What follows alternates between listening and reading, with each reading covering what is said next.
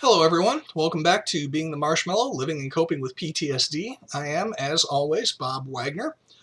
Blimey and Pete are taking the week off this week. I'd initially planned to talk about flashbacks and what they are, and I had some really cute bits for them to do, but unfortunately, circumstances came up that I'm not going to be talking about that this week, and it actually relates to why this video is so late. I don't know if you've been watching, but typically I've been trying to post these things on Tuesdays.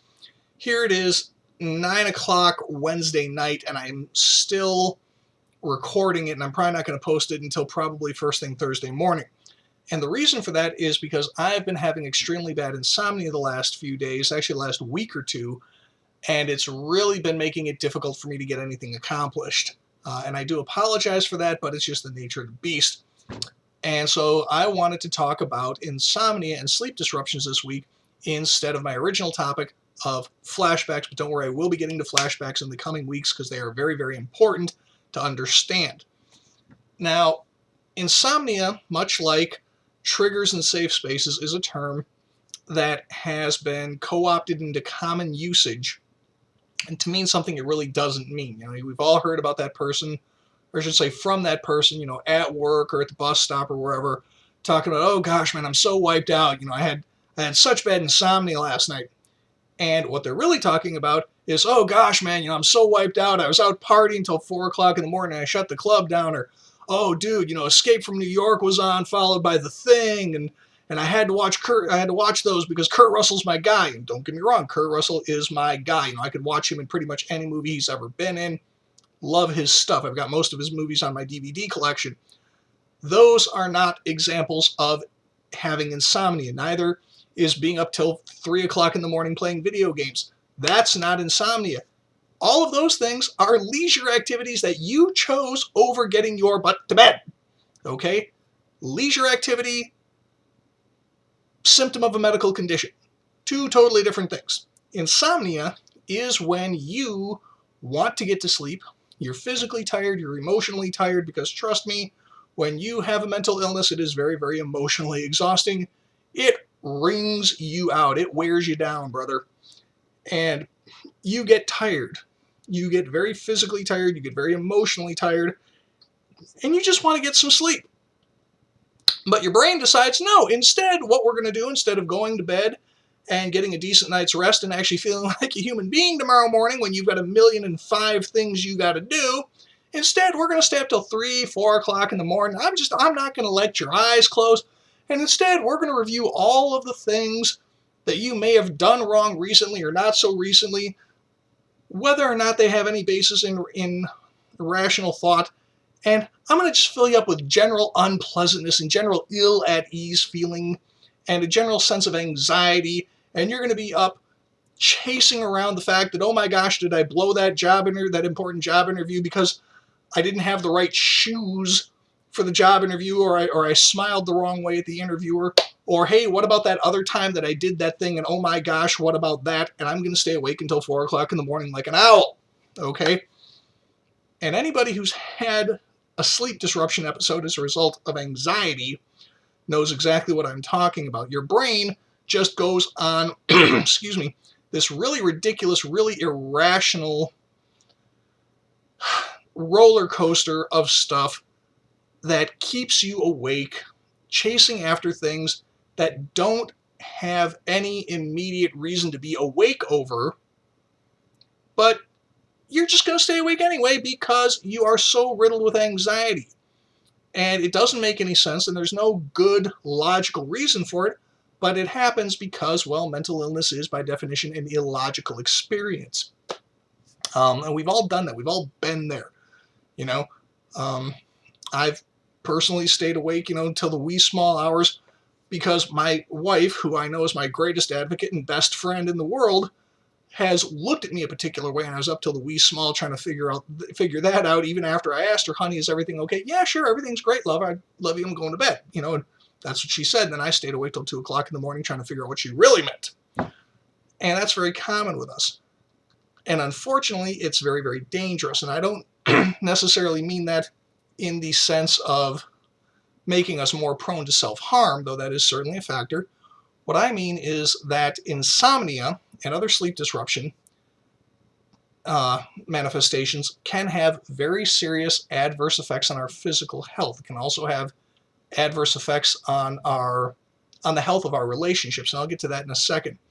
But before I talk about either one of those, I want to talk about other examples of sleep disruption. Sleep disruptions do not just mean the stereotypical insomnia of, you stay awake till 4 o'clock in the morning like I did the other day, just worrying over nothing in particular.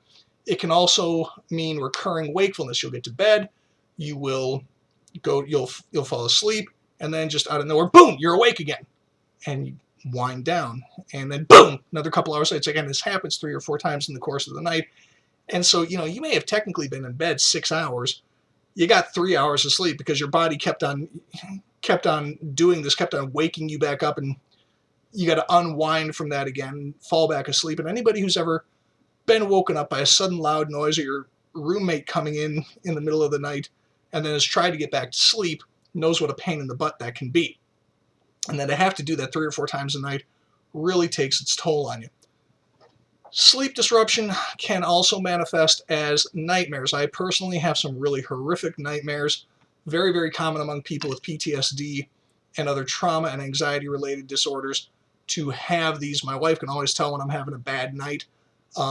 Anybody who's ever lived with somebody who has PTSD and has shared a bed with them can tell when they're having a bad night, because we toss and we turn, and we're actually prone to screaming ourselves and typically the rest of the house awake. I've done that a few times. So these are some of the ways in which it can manifest.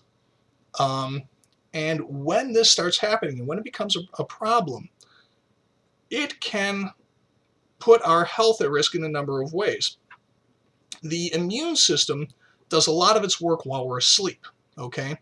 So if you are not getting a decent night's sleep, if, like myself, you are running for a week or two on 3 or less hours of sleep a day, and there's been times where I've personally, as exhausted as I've been up, for 36 hours straight, which is just, that's some deadliest catch action right there. That's the sort of thing you expect to see on a show about guys working on a crab boat. No, I don't work on a crab boat for a living. I mop floors for a living, okay? My day job is mopping floors. And it's not unheard of for me to be up for literally a day and a half because my body just won't switch off. And when that happens, your immune system takes a beating because it is not able to do its best work because you're not getting enough sleep.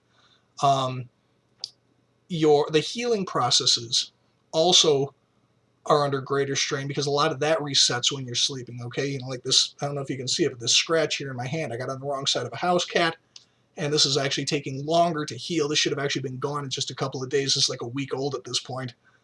And it's taking longer because I haven't been sleeping well. Sleep disruption, recurrent sleep disruption, and recurrent sleep deprivation can put a strain on the heart. Unless your name is Tony Stark, you probably don't have a whole shelf full of just, plug and play replacement units that, well, hey, this ticker's all worn out, toss that one in the recycling bin, put a new one in, and you're ready to go. No, it doesn't work that way, okay? You get one of these things, and if it breaks, game over, good night, okay? On the positive side, you finally get some sleep, but it's kind of a long nap at that point. And when you get to the point where you're not getting enough sleep repeatedly, you are at actually increased risk of having a heart attack or some other sort of cardiac episode. And so, you can actually wind up doing yourself some real serious inadvertent harm because of this stuff. You can also do your interpersonal relationships very serious, egregious harm because you're not getting enough sleep. By that, I mean, we all know, we've all had that encounter with somebody who, they're just being a snot. They're cranky and they're cactusy and they're just unpleasant to be around. And we've looked and it's like, God, man, somebody sure could use a nap, huh? Well, yeah, it's hard. It's harder to be a nice person when you're on 2 hours of sleep versus on 8 hours of sleep, okay? Anytime you're sleep deprived, anytime you're physically and emotionally exhausted, it's just harder to be a decent member of the human race, somebody that people want to have around. And that's if you're neurotypical, okay? That's if you don't have the stuff that me and millions of other human beings have, okay? You know, if you have all of this other stuff that we have, you know, if you have the hallucinations and the panic attacks and the rage episodes and the general feeling of despair and, you know, and the intermittent argument with yourself about, you know, why should I or shouldn't I put a gun in my mouth, you know, all of that stuff piles up and it makes it that much harder. And so you may wind up getting, you know, you're already dealing with a pretty serious burden and you may already have a hard time being as pleasant as you'd like to other people. And then you add on the fact that you maybe only got an hour's worth of sleep the night before or an hour's worth of sleep the day before yesterday and none since then. And so it has an adverse effect on your interpersonal relationships, which can also affect your ability to hold down a job.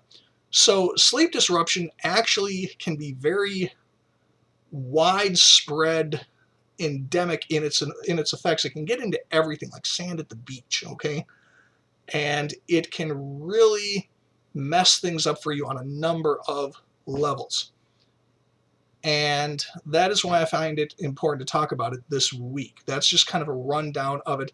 Some of the ways in which it can adversely affect you, some of the ways in which it can manifest, and some of the ways and some of the reasons why it's so important that we have a dialogue about why it is important to have good sleep habits, and hopefully some of the things that we can do to combat what I like to call the insomnia fairy. I usually incorporate a few nastier words in there, but this is a family channel. So that's part one of the insomnia video, kind of a breakdown, kind of insomnia sleep disruption 101. Next video I'm doing probably in a couple of days, hopefully before next week, will cover some of the ways that you can combat it, and some of the ways that the people in your life can help you with it. In the meantime, you have yourself a great rest of the week. Sorry this video was late. And if you like what you're seeing here, go to my Patreon page and support me on there. And I'll see you next time. Bye.